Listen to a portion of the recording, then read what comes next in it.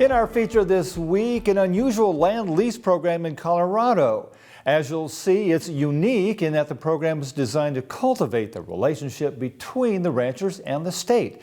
And every dollar of the lease money produces an added benefit. John Torpy has the story. The Rocky Mountains make a picturesque backdrop for the daily routine of Nick Trainer, a fifth-generation cattle rancher based in Watkins, Colorado. When he began building his own ranch a decade ago, Trainer adopted a mindset that included holistic grazing. His dedication to the concept helped him find a unique leasing opportunity designed to help the land, his ranching operations, and schools across the state of Colorado. I leased several private ranches getting started, and then when this lease came up, it was big enough. I was scattered around on several different smaller leases. This one was big enough that I could move my family here and we could ranch full time. Trainer went after the opportunity to lease land from the Colorado State Land Board.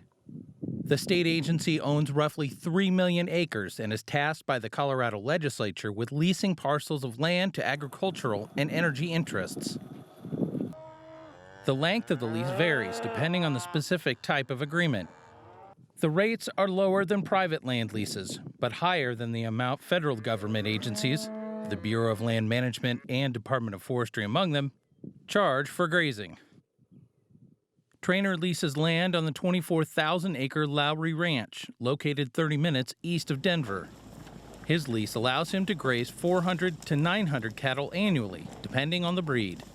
The way this lease is structured, we've got a really good inventory on the grass, and when drought events are coming, like right now, we're already in conversations about how those numbers need to be adjusted. We talk through the problem and come up with a plan. Rather than a normal tenant and landlord arrangement, leases with the state of Colorado encourage the establishment of working relationships between the lessor and the lessee. My main responsibility is to do inspections on our agriculture leases, which is probably my favorite part of my job. That's where I get to go out and meet with our lessees and get a tour through ranches and farms throughout Colorado. And Rachel Turner is the district manager for the North Central District for the Colorado State Land Board. Turner's office encompasses 480,000 acres of Centennial State landscape. As district manager, I do a lot of other things. So I work with oil and gas and renewable energies, work a lot with the Forest Service recently, and anything and everything that comes in. The Colorado State Land Board contains 6 districts with a designated manager for each. Currently, the Colorado State Land Board has roughly 7,000 active leases, with over 2,000 devoted to agriculture. Turner notes, the lease agreements encourage teamwork between state land board officials and the farmers and ranchers of Colorado, with a shared purpose of caring for the land. We really rely on our agriculture lessees. They are the knowledge base. They know that land better than anybody else. Like I said, many of them live next door or have been on the land since, some of them before statehood. For Trainer, leasing with the Colorado State Land Board has been a major benefit for his operation. It's more of a partnership.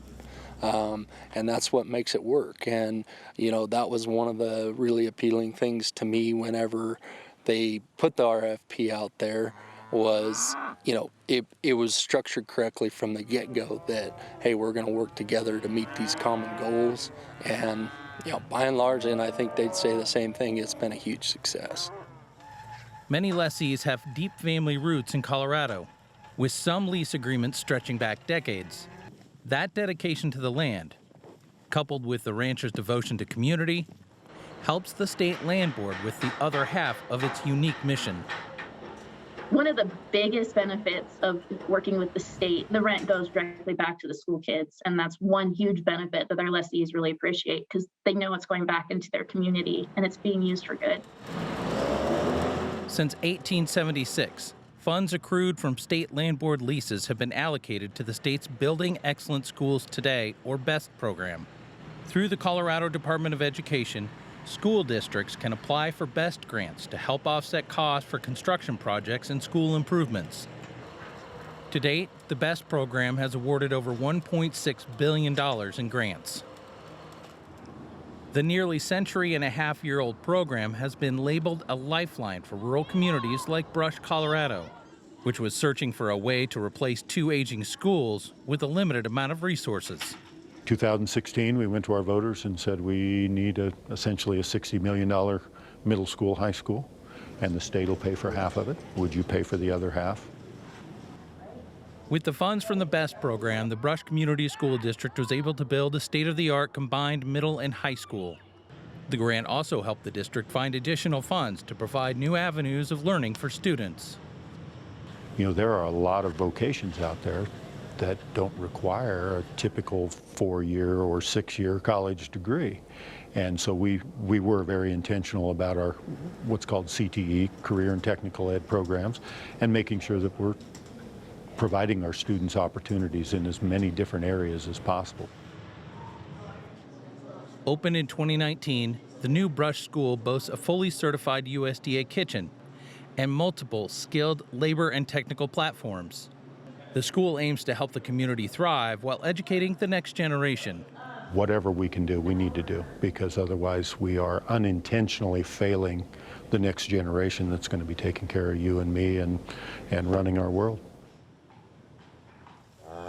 Trainer, Wilson, and Turner all agree that whether you are a cattle rancher leasing state land, a state land board employee taking care of the land, or an educator striving to provide the best learning experience, the entire community wins in the end. It's not only today's school children, but we're properly managing land for future generations as well. Something you don't hear too much about: farmers and ranchers getting along with the government. That's right.